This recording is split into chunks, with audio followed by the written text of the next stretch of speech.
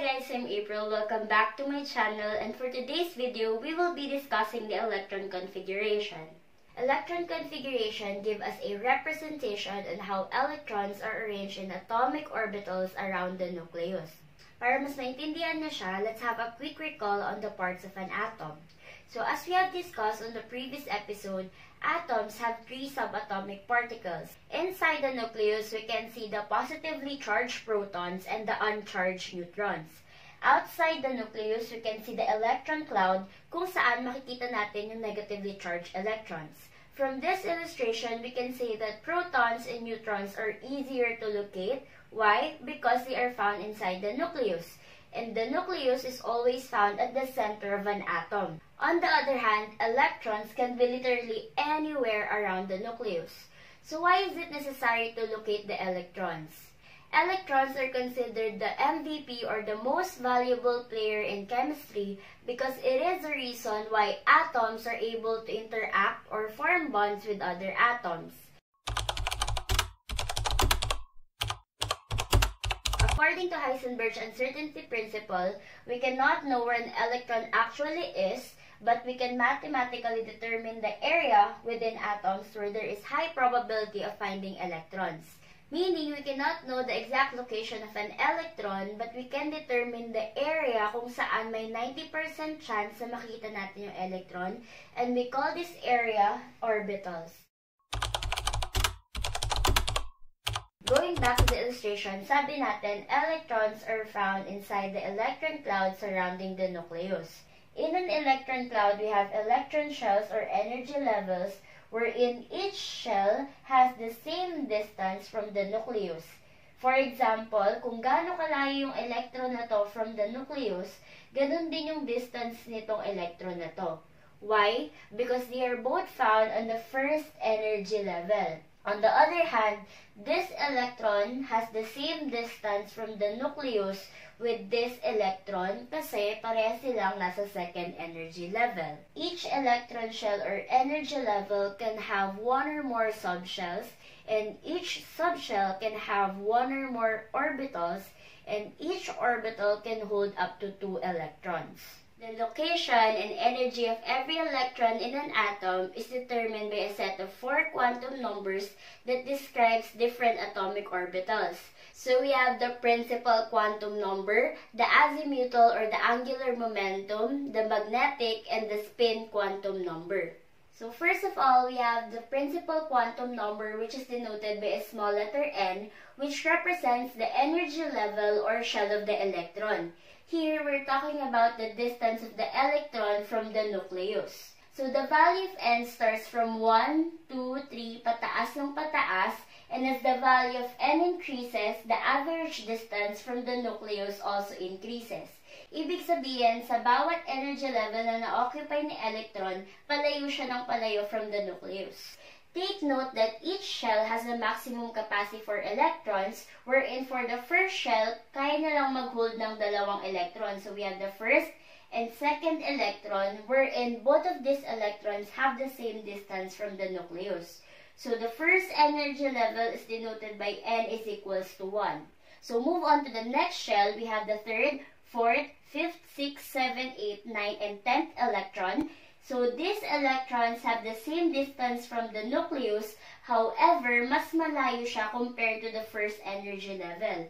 So this is denoted by n is equals to 2.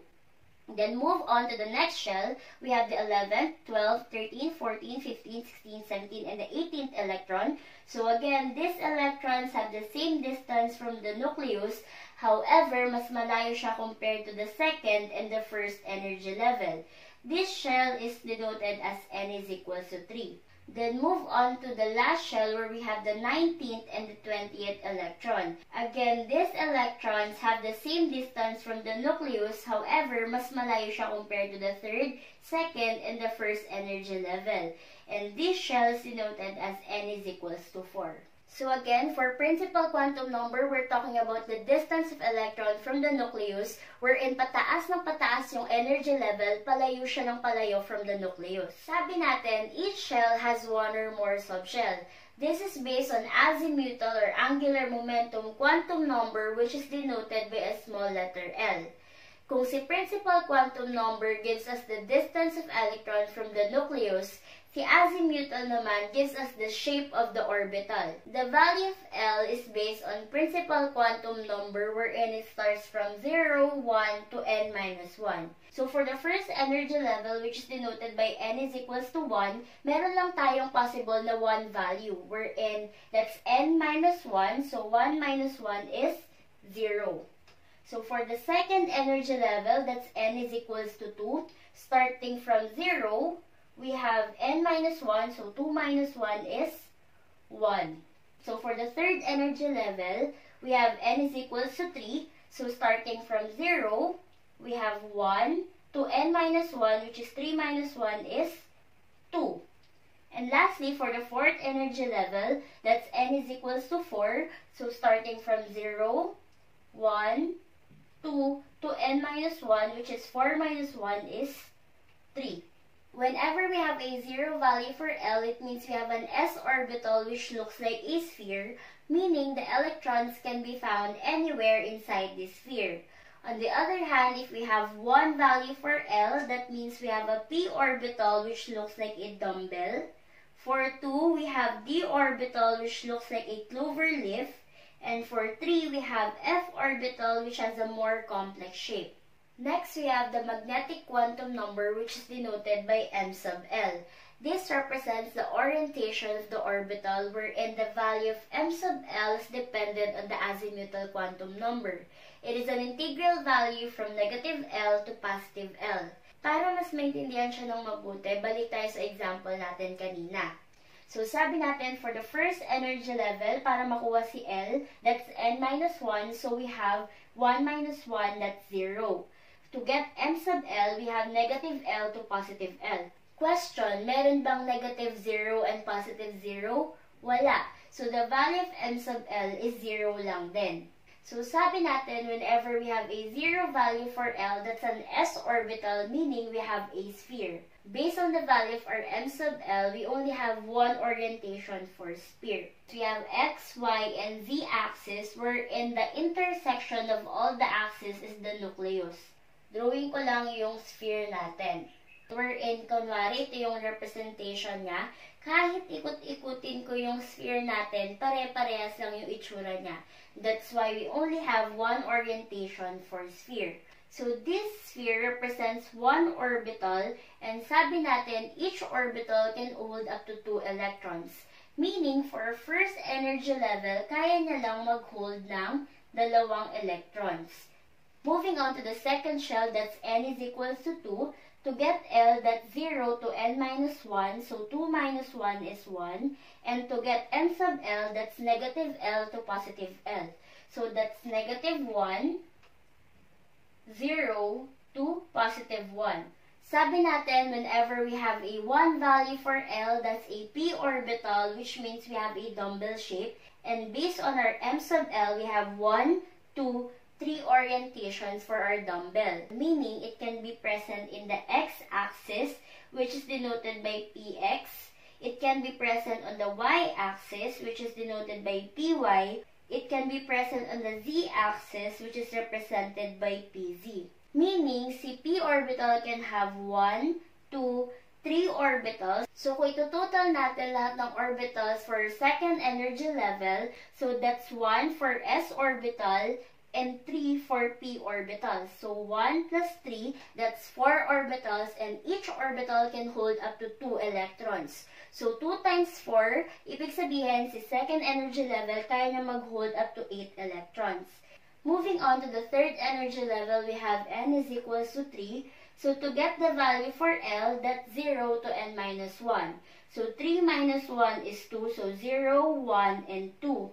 To get the value of m sub L, that's negative L to positive L.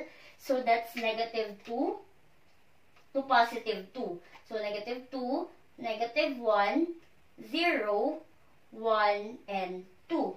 Sabi natin, whenever we have a 2 value for L, we have a d orbital, meaning we have a clover leaf shape. So, based on our m sub L, ilan yung orientations natin for d orbital? We have 1, 2, 3, 4, 5. So, we have 5 orientations which I will put here. Kung itototal natin lahat ng orbitals sa third energy level, we have 1 for S, 3 for P, and 5 for D orbital. Total of 9 orbitals. So sabi natin, each orbital can hold up to 2 electrons. So 9 times 2 is 18. So the third energy level can hold up to 18 electrons. Moving on to the fourth energy level, we have N is equals to 4. Wherein to compute for the value of L, that's 0 to N minus 1, which is 4 minus 1 is 3. So that's 0, 1, 2, 3. To get the value for M sub L, we have negative L to positive L. So negative 3 to positive 3. So negative 3, negative 2, negative 1, 0, 1, 2, and 3. Sabi natin, whenever we have a 3 value for L, that's an F orbital which has a complex shape. So, based on our M sub L, ilan yung orientations na meron tayo? We have 1, 2, 3, 4, 5, 6, 7. So, for F, we have 7 orientations. Kung itototal natin lahat ng orbitals for fourth energy level, we have 1 orbital for S, 3 orbitals for P, 5 orbitals for D, and 7 orbitals for 3, total of 16 orbitals, and each orbital can hold up to 2 electrons, meaning our fourth energy level can hold up to 32 electrons. And then lastly, we have the spin quantum number, which is denoted by M sub S. Sinasabi dito na si electron daw is spinning on its own axis na parang trumpo. If it spins clockwise, the value of M sub L is positive 1/2, which is denoted by an arrow going up. And if it spins counterclockwise, the value of M sub L is negative 1/2, which is denoted by an arrow going down. To summarize everything for quantum numbers, first we have the principal quantum number, which represents the energy level kung saan makikita yung average distance ng electron from the nucleus. Wherein as N or the energy level increases, palayo ng palayo yung electrons from the nucleus. Next, we have the azimuthal or the angular momentum quantum number, which represents the subshell, wherein binibigay niya yung shape ng orbital kung saan makikita si electrons. So we have S, P, D, F orbital, wherein S orbital looks like a sphere, P looks like a dumbbell, D is a cloverleaf shape, and F has a more complex shape. Next, we have the magnetic quantum number, which gives us the orientation of the orbitals. For S, we have 1 orbital. For P, that's 3 orbital. For D, that's 5 orbital. For F, we have 7 orbitals. And lastly, we have the spin quantum number, wherein it is denoted by an arrow going up if the electron spins clockwise, and an arrow going down if the electron spins anti-clockwise. That's all for today's video. Sana may natutunan kayo and may na-clarify akong bagay-bagay. Thank you for watching. Bye! Bye!